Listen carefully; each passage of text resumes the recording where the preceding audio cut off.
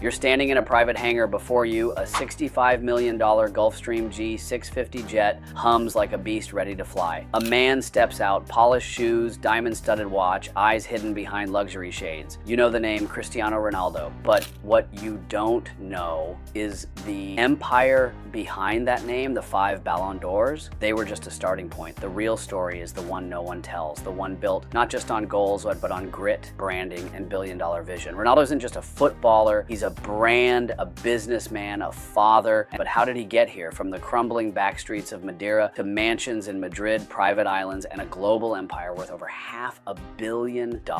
If you don't believe you're the best, you will never achieve all that you're capable of. This isn't just a story about football, it's about ambition, obsession, and the cost of greatness. Welcome to the hidden world of Cristiano Ronaldo's $500 million empire. Before the private jets, before the $2 million Bugattis, there was a boy, small, skinny, hungry, Madeira, Portugal, a paradise for tourists. But for little Cristiano, it was a prison of poverty. He shared a tiny room with his siblings. His father, a soldier who returned from war, never quite the same. Drinking became his escape. And young Cristiano, he ran to the streets, to the concrete pitches where dreams were born through bruises. His mother, Maria Dolores, worked as a cook and cleaner. She fought to feed 4 children, and often that meant skipping meals herself. Cristiano wasn't the most talented, but he was the most obsessed. He practiced for hours, even when no one was watching. I used to cry when I didn't have a pair of proper shoes. I wanted to play. Nothing else mattered. He played with broken shoes. He trained with older kids. He ran on faster than anyone else, not because he was faster, but because he had to be. At 12,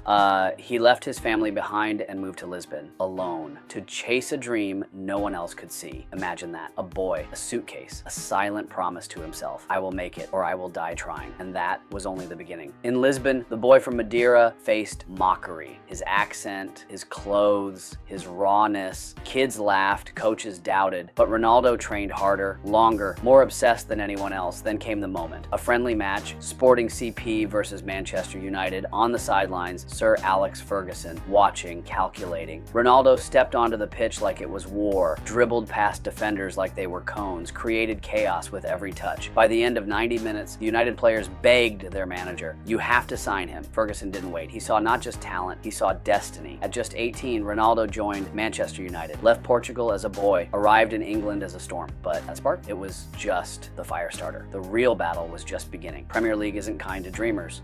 It chews them up, spits them out. Ronaldo was mocked for his stepovers, called a show-off, a diver, a pretty boy with no end product. But behind the scenes, he was training harder than anyone. Weights, sprint drills, shooting practice. While others slept, he ran sprints in the dark. Teammates recall he'd skip desserts, say no to parties, go home to ice baths and protein shakes. He studied videos of his own mistakes, obsessed over perfection, not just to be great, but to be the greatest. The first goal came, then the second, then a season with 42 goals, a Champions League, a Ballon d'Or. He silenced the critics, not with words, but with work. The grind never stopped. It only evolved. Real Madrid came calling, and history answered. A record-breaking $132 million transfer. Number 7 on his back, the weight of Galacticos on his shoulders. He didn't flinch. Goals rained, records fell. But Ronaldo wasn't just building stats, he was building an empire. CR7, once a jersey number, became a global brand. Sponsorships, Nike, Tag Heuer, Herbalife. His image, priceless. But it wasn't luck, it was strategy. A vision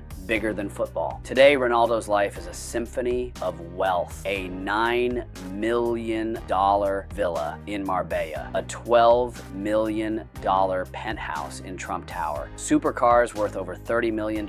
Private jets, fashion lines, hotels in Lisbon, Madrid, Marrakesh. Each corner of the globe, he owns a piece of it. CR7 isn't just a logo. It's a lifestyle. It's gyms, fragrances, eyewear, denim, and soon even NFTs and digital ventures. He controls his image, his business, his destiny. And at the core, a work ethic untouched by comfort. But not all empires are built without cracks. Accusations, court cases, critics, media firestorms. In 2017, a storm hit. Personal allegations. It threatened to undo decades of image building. He denied, he fought, but the internet never forgets. He was labeled cold, arrogant, too obsessed with image. But behind closed closed doors? Cristiano wrestled with demons, loneliness, pressure, legacy. He became a father to 5. He lost a newborn son. He cried. He prayed. In the end, all the money means nothing if you don't have peace. Beneath the billionaire still beats the heart of that scared boy from Madeira. Today, Ronaldo trains with kids in Saudi Arabia, smiles wider, laughs louder, plays freer. He's given millions to hospitals, children's charities, and disaster relief. Refused to tattoo his body, to keep